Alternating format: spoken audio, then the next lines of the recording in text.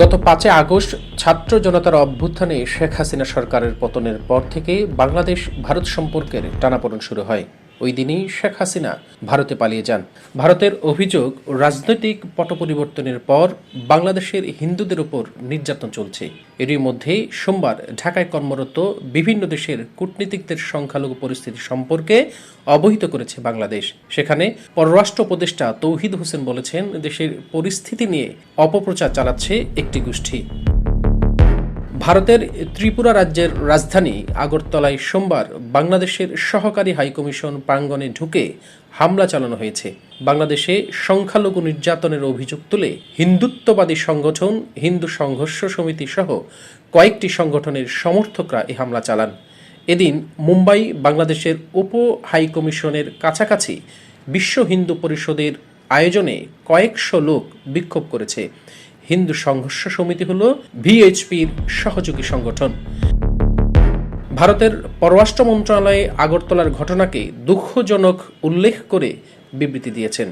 দেশটি বলছে, কূটনৈতিক ও কনসুলার সম্পত্তি কোনো অবস্থাতেই লক্ষ্যবস্তু করা উচিত নয়।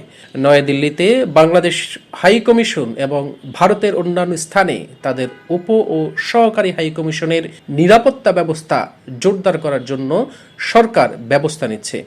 তবে আগরতলা হামলার বিষয়টি পূর্ব পরিকল্পিত উল্লেখ করে নিন্দা ও কড়া প্রতিবাদ জানিয়েছে বাংলাদেশ।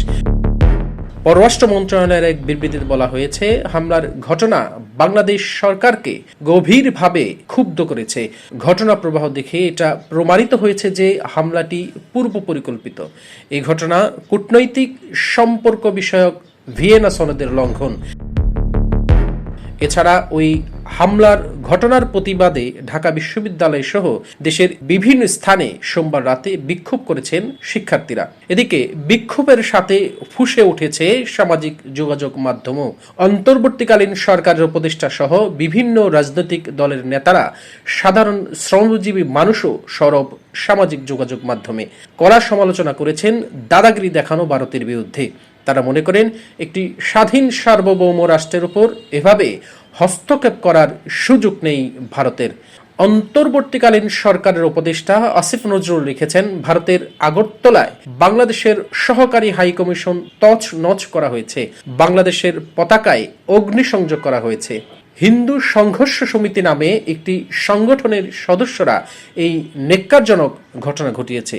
প্রশ্ন করি, এই ঘটনা মুসলিম সংঘর্ষ সমিতি নামের কোন সংগঠন বাংলাদেশে করলে কেমন আক্রমণাত্মক প্রচারণা মেতে উঠত ভারত? আন্তর্জাতিক আইন অনুসারে ভারতের মাটিতে বাংলাদেশের সহকারী হাইকমিশনকে পরিপূর্ণ নিরাপত্তা দেওয়ার দায়িত্ব ভারতীয় সরকারের। তারা এটি করতে ব্যর্থ হয়েছে। এই ব্যর্থতার জন্য নিন্দা জানাই পশ্চিমবঙ্গের মুখ্যমন্ত্রী মমতার মন্তব্যের। ভারতের বিভিন্ন অঞ্চলে যা ঘটে সংখ্যালঘু ও দলিত সম্প্রদায়ের উপর, এর জন্য বরং উল্টো ভারত এবং মমতার লজ্জিত হওয়া উচিত।